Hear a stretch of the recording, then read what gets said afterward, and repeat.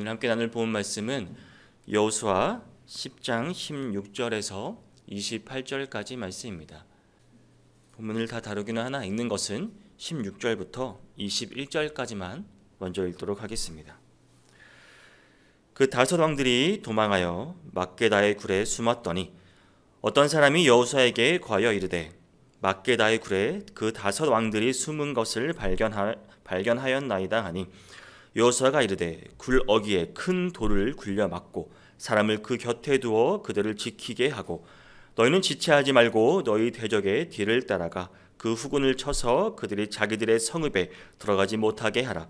너희 하나님 여호와께서 그들을 너희 손에 넘겨주셨느니라 하고 여호수아와 이스라엘 자손이 그들을 크게 살육하여 거의 멸하였고 그 남은 몇 사람은 견고한 성들로 들어간 거로 모든 백성이 평안히 막게다 진영으로 돌아와 여호수아에게 이르렀더니 혀를 놀려 이스라엘 자손을 대적하는 자가 없었더라. 아멘. 네. 오늘 우리가 함께 나눌 본 말씀은 여호수아 10장 16절에서 28절까지의 말씀입니다. 이 말씀은 하나님의 백성 이스라엘이 이제 가나안 정복 과정에서 겪은 중요한 전환점을 보여주고 있습니다. 어제 말씀에서 우리는 이제 아모리 족속 동맹군과의 전투에서 이스라엘이 거둔 놀라운 승리를 보았습니다. 하나님께서는 여호수아의 기도에 응답하셔서 또 해와 달을 멈추게 하시는 초자연적인 역사를 보여주셨고 이스라엘은 대승을 거두게 되었습니다. 오늘 본문은 그 이야기의 연장선상에 있습니다. 기브온을 공격하기 위해 동맹을 맺었던 그 아모리 그 족속의 다섯 왕들의 패전, 그리고 막게다 굴로 도망쳐 숨었다가 발견되어 최후를 맞이하는 장면을 기록하고 있습니다. 이 사건은 단순한 역사적 기록을 넘어 하나님과 그의 백성을 대적하는 세력들의 운명이 어떠한지를 우리에게 잘 보여주고 있다고 말할 수 있습니다. 특별히 이 전투는 이제 앞으로 있을 가나안 정복 전쟁의 향방을 결정짓는 중요한 분기점이 되었습니다. 하나님께서는 이스라엘 백성들에게 결정적인 승리의 기회를 주었고 그들은 그 기회를 놓치지 않았습니다. 이를 통해 우리는 하나님께서 그의 뜻을 따르는 백성들에게 어떻게 역사하시는지, 또 그러한 기회가 주어졌을 때 우리는 어떤 태도를 가져야 하는지 깊이 생각해 볼 수 있는 본문 말씀입니다. 먼저 이 다섯 왕들의 사항을 한번 살펴보겠습니다. 이들은 얼마 전까지만 해도 강력한 힘을 가진 통치자들이었습니다. 그러나 하나님의 백성 이스라엘의 전투에서 패한 후 이제는 한 굴 속에 숨어있는 도망자가 되어버렸습니다. 본문 16절을 한번 다시 보겠습니다. 그 다섯 왕들이 도망하여 막게다의 굴에 숨었더니, 이 막게다는 이미 앞서 10절에서 언급된 장소로 그런 벳호론 전투에서 하나님께서 큰 우박으로 심판하신 곳입니다. 이는 하나님의 심판이 얼마나 철저한지를 보여주는 장면이었습니다. 다섯 왕들은 결국 자신들이 패배했던 그 장소 근처의 굴에 숨어야 했던 것입니다. 오늘 본문은 이제 10절 하반절의 사건과 관계가 있다는 말입니다. 다섯 왕들이 막게다 굴에 숨은 사실이 곧 여호수아에게 보고되었습니다. 그리고 여호수아는 이제 굴 어귀를 큰 돌로 막아버립니다.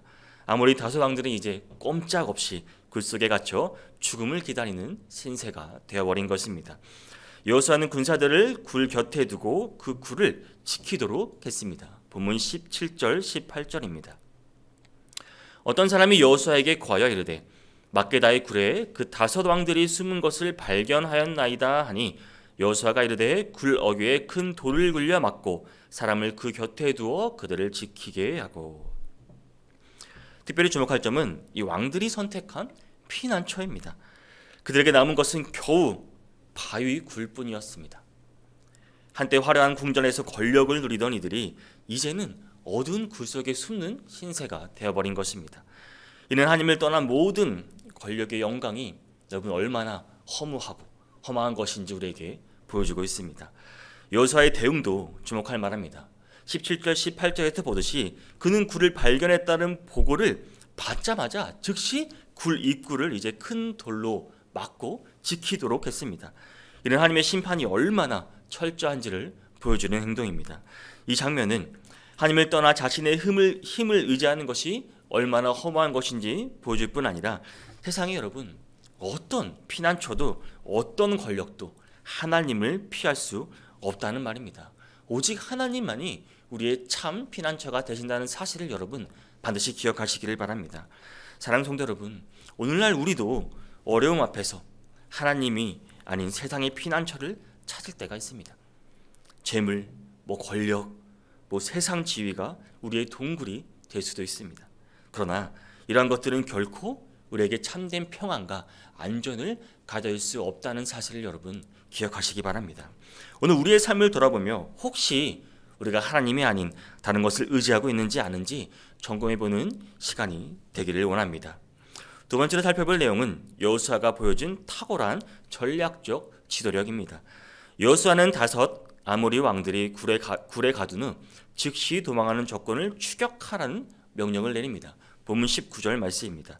너희는 지체하지 말고 너희 대적의 뒤를 따라가 그 후군을 쳐서 그들이 자기들의 성읍에 들어가지 못하게 하라.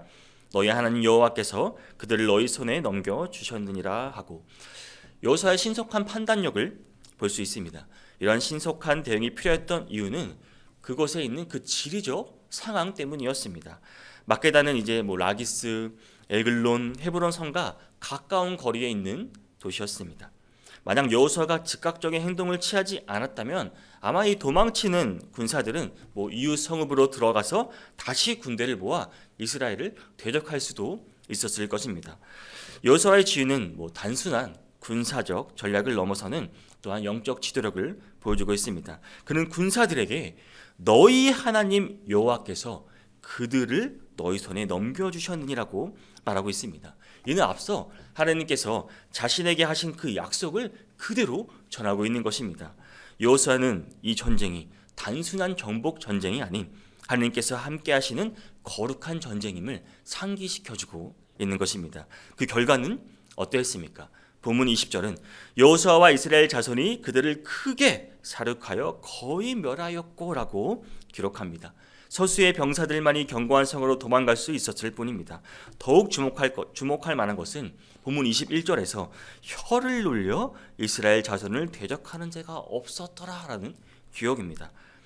이는 단순한 군사적 승리를 넘어 이스라엘에 대한 완전한 두려움이 그 당시 가나안 땅에 이미 임했음을 보여주고 있는 것입니다. 이 사건을 통해 우리는 중요한 교훈을 얻을 수 있습니다. 하나님께서 주시는 기회가 왔을 때 여러분 우리는 지체하지 말고 즉시 순종해야 한다는 사실입니다. 여러분 작은 승리에 안주하지 말고 하나님께서 주신 사명을 완수할 때까지 완전한 승리를 거둬야 한다는 사실입니다. 계속해서 그 승리를 위해 우리는 전진해야 하는 것입니다. 여호수아와 이스라엘 백성의 그 순종이 가져온 승리와 평안은 여러분 오늘날 우리에게도 동일하게 적용되는 원리입니다. 사랑하는 성도 여러분, 하나님께서 우리에게 주신 그 기회를 주셨을 때 우리는 지체하지 말고 즉시 순종해야 하는 것입니다. 이는 우리의 신앙생활에서도 마찬가지입니다. 우리가 성경을 읽는 것, 기도하는 것, 예배하는 것, 봉사하고 헌신하는 것들, 여러분 기회가 주어졌을 때 나중에 하면 되지, 아직은 나의 때가 아니야라고 미루지 말고 여러분 즉시 순종하는 삶을 실천하시길 바랍니다. 이 작은 순종의 행동이 큰 승리로 이어질 수 있음을 반드시 기억하시는 성도님들이 되시기를 바랍니다. 또한 세 번째로 살펴볼 내용은 이제 아모리 5 왕들에 대한 최후의 심판입니다. 이 장면은 하나님의 공의로운 심판과 그의 백성을 향한 신실하심을 극명하게 우리에게 보여주고 있습니다. 여호수아는 이제 도망치는 그 병사들을 물리친 후 막게다 굴로 들어와 단호한 조치를 취합니다. 본문 22절입니다.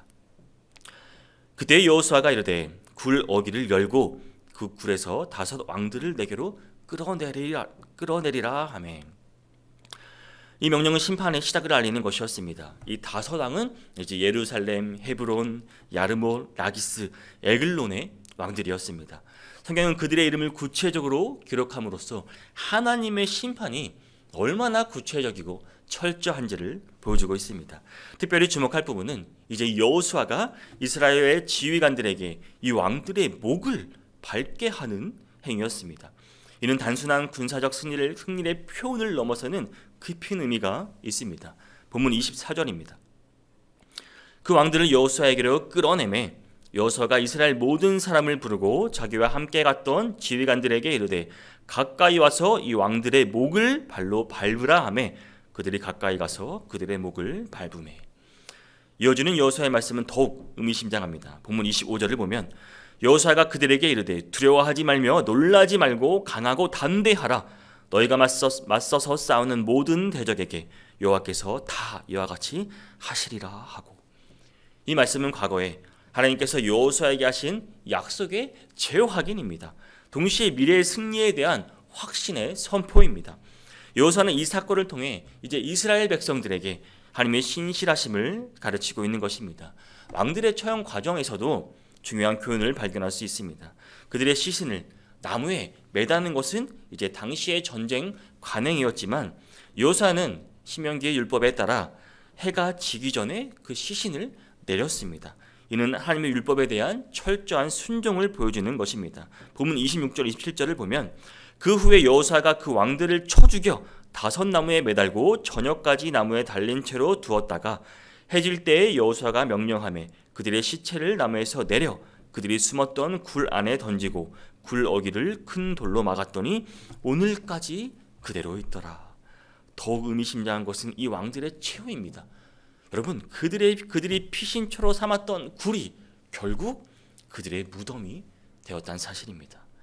이런 하나님을 떠난 모든 도피처가 결국은 심판의 장소가 될 수 있음을 경고하는 것입니다. 이 사건이 우리에게 주는 교훈이 무엇입니까? 하나님을 신뢰하지 않는 어떠한 노력도 어떠한 피난처도 결국은 헛될 뿐이란 사실입니다. 오직 하나님을 신뢰하고 하나님의 말씀에 순종할 때에만 진정한 승리와 평안을 얻을 수 있다는 사실입니다. 사랑하는 성도 여러분, 우리의 삶에도 영적 전쟁은 계속됩니다. 지금 이 순간 오늘 하루에도 수없는 영적 전쟁이 우리에게 찾아올 것입니다. 죄와 제약과 유혹, 두려움과 같은 영적 대적들과 맞서 싸워야 할 때가 있을 것입니다. 이때 우리는 여호수아처럼 두려워하지 말며 놀라지 말고 강하고 담대하라는 말씀을 여러분 기억하시길 바랍니다. 매일의 삶에서 우리를 위협하는 영적 대적들을 구별하고 또 말씀과 기도로 무장하여 담대히 싸워 나아갈 수 있는 모든 성도님들이 되시기를 바랍니다. 마지막으로 살펴볼 내용은 이제 막게다 전투의 최종적 승리와 그 영적 의미입니다. 본문 28절은 이제 전투의 결과를 기억하면서 동시에 앞으로 전개될 남부 지역 정복의 서막을 알리는 중요한 의미를 담고 있습니다. 마지막 본문 28절입니다.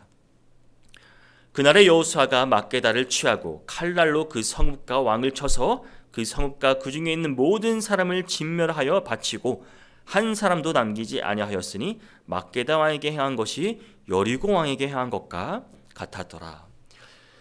이 말씀은 이 승리가 얼마나 철저하고 완벽했는지를 잘 보여주고 있습니다. 특별히 여기서 이제 사용된 이 진멸이라는 단어는 이제 원어로 헤렘인데 이 의미를 보면 단순한 파괴가 아닌 하나님께 바친다라는 거룩한 의미를 담고 있는 표현입니다. 이러한 완전한 진멸은 하나님의 공의로운 심판의 실현이었습니다. 또한 이 전쟁이 우리 인간의 전쟁이 아닌 하나님의 거룩한 전쟁이었음을 우리에게 보여주고 있다는 사실입니다. 그리고 이는 하나님께 대한 온전한 헌신과 순종의 표현이었습니다. 특히 주목할 점은 이 막게다 왕에게 행한 것이 여리고 왕에게 행한 것과 같았더라라는 구절입니다. 이는 여호수아가 이스라엘 백성들이 처음 가나안 땅에 들어왔을 때부터 한결같이 하나님의 명령에 순종했음을 보여주고 있다는 사실입니다. 그들은 승리 후에도 교만하지 않고 모든 영광을 하나님께 바치고 하나님을 섬기고 하나님께 돌렸다는 사실입니다. 이 말씀은 오늘을 사는 우리에게 어떠한 교훈을 주고 있습니까? 여러분, 하나님께서 주시는 이 승리는 언제나 온전한 순종, 온전한 헌신을 요구한다는 사실입니다. 또한 승리의 모든 영광은 반드시 하나님께 돌아가야 한다는 사실입니다. 아무리 큰 승리를 거두어도 그것이 우리의 능력이 아닌 여러분 전적인 하나님의 은혜임을 기억하는 성도님들이 되시기를 바랍니다. 사랑하는 성도 여러분, 승리 후에도 모든 영광을 하나님께 돌리는 자세가 중요합니다. 우리의 삶에서 우리의 성공이나 우리가 때로는 하나님의 은혜를, 하나님의 축복을 경험할 때마다 그것이 전적으로 여러분 하나님의 은혜였음을 고백하시기를 바랍니다. 그 승리를 통해 더욱더 하나님께 헌신하는 삶을 살아갈 수 있기를 바랍니다. 구체적으로 우리가 받은 모든 것을 하나님과 이웃을 위해 사용하는, 정말 우리는 그저 이 나그네의 삶, 청지기적인 삶을 살아가는, 또 이렇게 실천하시는 모든 성도님들이 되시기를 바랍니다. 오늘 우리가 함께 살펴보는 여호수아서의 말씀은 하나님의 신실하심과 또 그의 백성을 향한 변함없는 하나님의 사랑을 보여주고 있습니다. 이 말씀을 통해 우리는 몇 가지 중요한 진리를 깨달을 수 있습니다. 먼저 우리는 참된 승리는 하나님께 있다는 사실입니다. 아무리 다섯 왕들이 막게다굴에 숨었다가 패망한 것처럼 하나님을 떠난 어떠한 피난처도 결국 헛된 것임을 보았습니다. 오직 하나님만이 우리의 견고한 피난처가 되시기를 바랍니다. 그리고 하나님께서 주시는 기회를 놓치지 말아야 한다는 사실을 알 수 있습니다. 여호수아는 주저하지 않고 즉시 행동했습니다. 온전히 순종하고 즉시 행동한 결과 완전한 승리를 거둘 수 있었습니다. 오늘날 우리도 하나님께서 주시는 기회를 붙잡고 담대히 전진해 나갈 수 있기를 바랍니다. 또 마지막으로 승리한 모든 영광은 하나님께 돌아가야 한다는 것이었습니다. 여호수아와 이스라엘 백성들은 승리 후에도 교만하지 않았습니다. 모든 것을 하나님께 바쳤습니다. 우리도 마찬가지로 모든 성공과 승리의 영광을 하나님께 돌릴 수 있기를 바랍니다. 사랑하는 성도 여러분, 오늘날 우리 교회의 성도들이 직면한 도전과 어려움이 있을 수 있습니다. 우리 삶에서 어찌 어려움이 없을 수 있겠습니까? 그러나 여러분, 하나님께서는 지금 이 순간 여전히 살아계십니다. 하나님의 백성을 통해 일하기 원하십니다. 우리가 여호수아처럼 하나님을 전적으로 신뢰하고 순종할 때 하나님께서 우리의 모든 삶을 통해 놀라운 역사를 이루실 것입니다.